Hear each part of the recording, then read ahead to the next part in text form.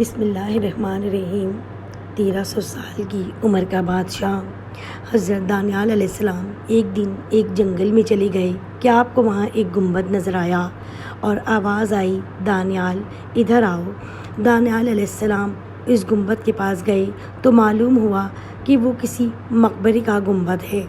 جب آپ مقبرے کے اندر تشریف لے گئے تو دیکھا بڑی عمدہ عمارت ہے اور عمارت کے بیچ ایک عالیشان تخت بچھا ہوا، اس پر ایک بڑی لاش پڑی ہوئی ہے۔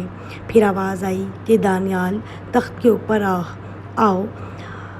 آپ اوپر تشریف لے گئے تو ایک لمبی چوڑی تلوار مردہ کے پہلو میں رکھی ہوئی تھی۔ اس پر یہ عبارت لکھی ہوئی نظر آئی کہ میں قوم عاد سے ایک بادشاہ ہوں، خدا نے مجھے 1300 سال کی عمر عطا فرمائی، 12,000 میں نے شادیاں کی، 8,000 بیٹے ہوئے، لاتعداد خزانے میرے پاس تھے۔ اس قدر نعمتیں لے کر بھی میرے نفس نے خدا کا شکر ادا نہ کیا، بلکہ الٹا کفر کرنا شروع کر دیا اور خدائی کا دعویٰ کرنے لگا۔ خدا نے میری ہدایت کے لیے ایک پیغمبر کو بھیجا، ہر چند انہوں نے مجھے سمجھایا مگر میں نے کچھ نہ سنا۔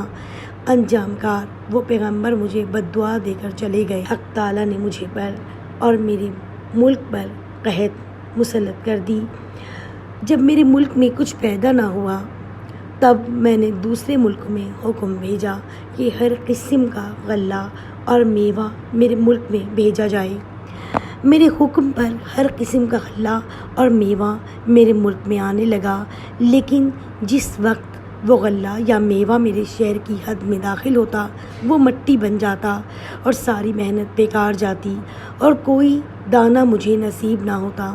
اسی طرح 7 دن گزر گئے، میرے قلعے سے سارے بالی موالی، سارے بیویاں بچے سب بھاگ گئے، میں تنہا قلعے میں رہ گیا، سوائے فاقہ کے میری کوئی غذا نہ تھی۔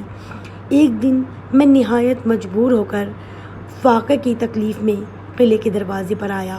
وہاں مجھے ایک شخص نظر آیا جس کے ہاتھ میں غلے کے کچھ دانے تھے جن کو وہ کھاتا چلا جاتا تھا۔ میں نے اس جانے والے سے کہا، ایک بڑا برتن بھرا ہوا موتیوں کا مجھ سے لے لے اور یہ اناج کے دانے مجھے دے دے، مگر اس نے نہ سنا اور جلدی سے ان دانوں کو کھا کر میرے سامنے سے چلا گیا۔ انجام یہ ہوا کہ اس واقعے کی تکلیف سے میں مر گیا۔ میری نصیحت ہے، جو شخص میرا حال سنے وہ کبھی دنیا کے قریب نہ آئے۔